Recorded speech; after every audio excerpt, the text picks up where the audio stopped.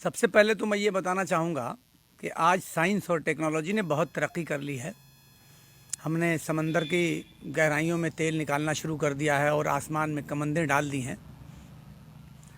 और जब इस्लाम आया था तब साइंस का वजूद नहीं था, मगर इस्लाम ने जो 1450 साल पहले जो बातें बताई थीं, या हमारे नबी करीम सल्लल्लाहु अलैहि वसल्लम ने जो बातें बताई थीं, या अहादीस में उसके बाद जो बातें बताई गई हैं, वो 1450 सालों बाद भी बिल्कुल परफेक्ट और साइंटिफिक हैं। अब इस वक्त जिस महामारी के बारे में आपने सवाल पूछा है कि रमज़ान आ रहा है, तो रमज़ान तो बरकतों का महीना है और दुआओं की मकबूलियत की रात कही जाती है। तो अब ऐसे हालात में इस तरह की मुसीबतें, जब इंसान कुदरत के साथ टकराव पैदा करने की स्थिति में आ जाता है, या जब इंसानों को अपनी समझ और अपनी अक्ल पर गुरूर हो जाता है, तो अल्लाह थोड़ा सा उसको इम्तिहान में डाल देते हैं। आपने देखा होगा कि पूरी दुनिया की जो सबसे बड़ी ताकतें हैं, अमेरिका हो, चीन हो, फ्रांस हो या ब्रिटेन हो, ये सब दुनिया की बड़ी ताकतें हैं। और बड़ी ताकतें एक ऐसे जरासीम के मुकाबले में घुटनों के बल हो गई हैं जो जरासीम दिखाई नहीं दे रहा है। उसकी साइज़ के बारे में कहा जाता है कि एक फुल स्टॉप जो आप लगाते हैं, उस फुल स्टॉप में 2200 जरासीम समा जाएंगे। आपका जो बाल है, इस बाल की मोटाई में 900 गुना बाल की मोटाई से छोटा ये जरासीम है। तो एक ऐसा जरासीम जो दिखता नहीं, बड़ी बड़ी हुकूमतों को, जिन्होंने एटम बम से लेकर ऐसे ऐसे हथियार बना लिए हैं कि एक दिन में चाहें तो वो दुनिया को ख़त्म कर सकते हैं, वो सारे लोग बौने हो गए। तो ये कुदरत ने एक छोटा सा नमूना दिया है कि आदमी गुरूर में ना आवे और अब से भी सचेत हो जाए। आम तरीके से ये देखा जाता है, बहुत सारे बुज़ुर्ग इस बात को कहते हैं कि हर एक सदी के बाद इस तरह की महामारी आती है। जैसा कि आपने भी कहीं सुना होगा कि 1918 में स्पेनिश फ्लू आया था, जिसमें 1,35,00,000 से ज़ायद लोग तो सिर्फ हिंदुस्तान में मर गए थे। 8 करोड़ से ज़्यादा लोग पूरी दुनिया में मर गए थे। उस वक्त तो लोग समझ ही नहीं पाए। आज तो साइंस और टेक्नोलॉजी बहुत आगे है, तो भी लोग समझ नहीं पा रहे हैं। और ये कहा जाता है कि इस तरह की महामारी जो 100 सालों के बाद एक मरतबा अक्सर आती है, जो इतिहास बताता है, और इसमें 3 चरण बताते हैं कि आते हैं, और अभी हम लोग पहले चरण में हैं। इसलिए रमज़ान का महीना है, बहुत बाबरकत महीना है। मैं तमाम मुसलमानों से गुजारिश करूंगा कि आप लोग गलतियों की, हम लोगों को माफ़ी मांगनी चाहिए अल्लाह के दरबार में सर झुकाकर, और अल्लाह से माफ़ी मांगते हुए गुजारिश करनी चाहिए कि इस मुसीबत से दुनिया को निजात दिलाइए। अभी जो लोग इस मौके पर भी नहीं जाग रहे हैं, या इस मौके पर भी जो लोग राजनीति कर रहे हैं, वो बड़े अफसोस का मकाम है। तो इसलिए मैं सारे लोगों से, आप किस धर्म के मानने वाले हों, किसी भी धर्म की अगर आप तह में जाएंगे तो वहाँ कहीं ना कहीं से अंतिम तस्वुर किसी एक भगवान का निकलेगा, चाहे अल्लाह का निकलेगा, चाहे खुदा का निकलेगा, चाहे ईश्वर का निकलेगा। तो आप जिसे भी मानते हो परमेश्वर, तो परमेश्वर ही इस दुनिया का रखवाला है। तो आप प्रार्थना करिए, दुआ करिए, क्योंकि ये एक बड़ी मुसीबत है। दूसरा ये कि इस्लाम ने तो बताया है बड़े स्पष्ट शब्दों में 14 साल पहले कि जहाँ बीमारी है वहाँ जाओ मत, जहाँ बीमारी है वहाँ से निकलो मत, और आप अच्छे हो तो बीमारी वाले इलाकों में जाओ मत। नबी करीम सल्लल्लाहु अलैहि वसल्लम ने बड़ा वादे फरमाया। एक सहाबा कराम ने पूछा कि साहब, ये एक ऊँट हमारा जो है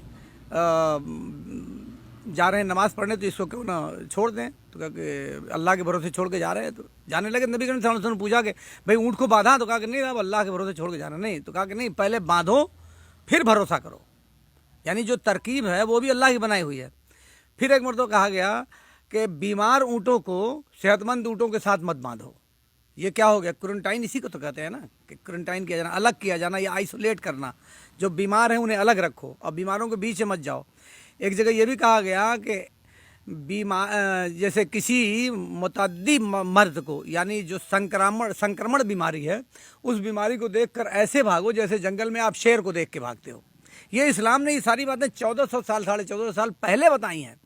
यानी आइसोलेशन की भी बात कही है, और लॉकडाउन की भी बात बताई है, और उसमें फिर उसके बाद अगर हम बात करते हैं जो तन्हाई में रखा जाता है, उसकी जो बात करते हैं, तो ये सारी बातें तो इस्लाम ने बताई हैं। मगर मैं देख रहा हूँ कि मुसलमान ज़्यादा गाफिल है।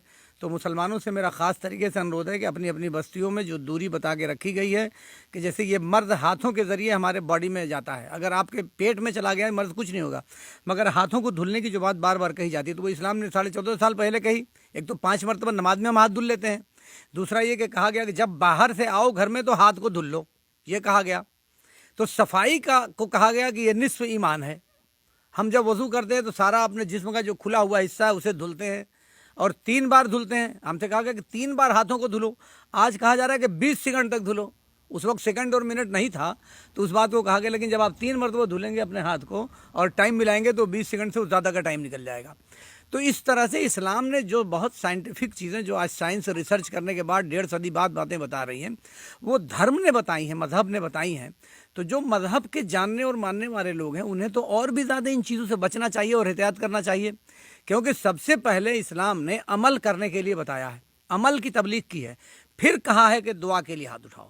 نبی کریم صلی اللہ علیہ وسلم جب بھی کوئی مصیبت کا وقت آتا تھا تو بہت کم لوگ تھے، ظاہر سی بات ہے کہ 313 یا 200 یا تو پہلے اپنی صفوں کو درست کرتے تھے اور جو بھی ان کے پاس ٹوٹے پھوٹے ہتھیار ہوتے تھے اس سے لیس کرتے تھے، اس کے بعد دعا کے لیے ہاتھ اٹھاتے تھے. تو یعنی اس سے ایک پیغام ملتا. ان کی کیا دقت ہے، وہ تو اللہ رب العزت کے محبوب نبی تھے، تو ایک مرتبہ دعا کرتے تھے ساری ان کی دعا قبول ہو جاتی. مگر انہوں نے ایسا نہیں کیا. وہ ایک ماڈل، وہ ایک پوری دنیا کے لیے ماڈل ہے. ایسا نہیں کہ وہ مسلمانوں کے لیے ماڈل ہے، بلکہ نبی کریم صلی اللہ علیہ وسلم میں جو کردار تھا وہ پورے دنیا کی انسانیت کے لیے ایک ماڈل تھا اور ایک نمونہ تھا. تو انہوں نے نمونہ پیش کیا کہ پہلے عمل کرو اور پھر اس کے بعد اللہ کی نصرت تمہارے ساتھ شامل حال ہو جائے گی. لیکن آپ سوچتے ہو کہ کنویں میں گر جائیں کہ اللہ میاں بچائیں گے، تو اس کا حکم نہیں دیا گیا کہ بھئی آپ انسان ہو، آپ کو اشرف المخلوقات بنایا گیا ہے، آپ کو دماغ دیا گیا، آپ کو بولنے کی صلاحیت دی گئی، اچھے اور برے میں تمیز کی پیدا کرنے کی صلاحیت دی گئی. اور اسی لیے کہا جاتا ہے کہ آپ کو جو صلاحیت قدرت نے دی ہے اگر اس کا استعمال انسانیت کی بھلائی کے لیے آپ نہیں کر رہے ہیں تو آپ گناہ گار ہوں گے. یعنی اگر آپ کی زبان میں طاقت ہے، آپ کو بات کرنے کے پریزنٹیشن کا اچھا ہنر معلوم ہے، تو آپ کا فرض بنتا ہے کہ دوسروں کو برائی کے راستے سے روکیے اور اپنی زبان سے لوگوں کو سمجھائیے اچھی باتیں. اور اگر آپ ایسا نہیں کریں گے تو اس کا بھی محاسبہ ہوگا. ایسا نہیں کہ صرف اگر آپ کو دولت دے دی قدرت نے اور دولت کو ٹھیک سے آپ نے خرچ نہیں کیا تو محاسبہ ہوگا، ایسا نہیں ہے. آپ کو جو کچھ بھی صلاحیتیں قدرت نے دی ہے ان سب کو انسانیت کی بھلائی کے لیے آپ خرچ کریے، اللہ کی ذات پہ بھروسہ کریے. آج لوگ گھبرا رہے ہیں اور بھاگ رہے ہیں، لیکن آپ سوچئے کہ جو ڈاکٹر مریض کا علاج کر رہا ہے اس کی زندگی کے بارے میں آپ سوچئے کہ وہ آدمی تو اسی مرض کا علاج کر رہا ہے جس کے مرض کو دیکھ کر لوگ بھاگ رہے ہیں. تو ایسے لوگوں کے لیے پولیس والے ہیں، آپ کو نکڑ ہر جگہ کوئی مرنا جینا سارا اسی میں کام کر رہے ہیں. تو ہمارے وہاں یہ بات 5ویں پارے میں قرآن میں بہت واضح لفظوں میں یہ بات کہی گئی ہے کہ اللہ اور اللہ کے رسول کی باتوں کی تقلید کے بعد اپنے ملک کے حکمرانوں کی بات کو مانو. کیونکہ اس لیے یہ بات اس لیے کہی گئی ہے کہ جو حکمراں ہے وہ بھی انسانی خدمت کے لیے کام کرتا ہے. اس کے کام کرنے کا بھی مقصد یہی ہے کہ وہ لوگوں کی سیوا کر رہا ہے. بھئی حکومت میں جو لوگ بھی بیٹھے ہوں اور طریقہ جو بھی ہے، مگر حکومت میں بیٹھے والے چاہے نیتا ہوں چاہے ادھیکاری ہوں، ان سب کا مقصد تو یہی ہے نا کہ وہ انسانیت کی سیوا کریں اور ملک میں رہنے والے لوگوں کی خدمت کریں. تو آپ ایسے حالات میں سب کے ساتھ مل کے کام کرنے کی ضرورت ہے، نہ کہ نکتہ چینی کرنے کی ضرورت ہے. راجنیتی کرنے کا ٹائم پھر آئے گا، وہ کر لیا جائے گا. میں تو بار بار کہتا ہوں کہ بھائی ڈائری بنا لیجیے، نوٹ کر کے رکھیے سرکار کی جو کمیاں ہیں. لیکن ابھی سمے نہیں ہے. ابھی ہم لوگوں کو سرکار کے ساتھ، ضلع انتظامیہ کے ساتھ مل کے اس لڑائی کو لڑنا ہے اور ان کا ہاتھ پاؤں بن کے اس لڑائی سے نجات پانا ہے. ابھی جو پازیٹیو کیس آیا ہے اس کی حالت بہت اچھی ہے کوپا گنج میں، اور مجھے امید ہے کہ 1-2 دن کے اندر انشاءاللہ اس کی ضرور نگیٹو رپورٹ آ جائے گی. ابھی تک کوئی کیس، ایک ہی کیس کی پازیٹیو رپورٹ آئی ہے. تو تھوڑا احتیاط برتنے کی سب لوگوں کو ضرورت ہے. آنے جانے میں پرہیز کریں اور جب زندگی رہے گی تو سب کچھ رہے گا. پوری زندگی بچی ہوئی ہے تو میں انہی باتوں کے ساتھ آپ کا شکریہ ادا کرتا ہوں کہ آپ کے ذریعے ہماری باتیں بہت سارے لوگوں تک پہنچ جائیں گی. بہت بہت ساری باتوں کو کہہ دیا. اسلام پر روشنی ڈالنے کے ساتھ ساتھ یہ بھی کہا کہ ہمیں حکمران کی باتوں کو ماننا ہے، ہمیں سرکار کے آدیشوں کو ماننا ہے.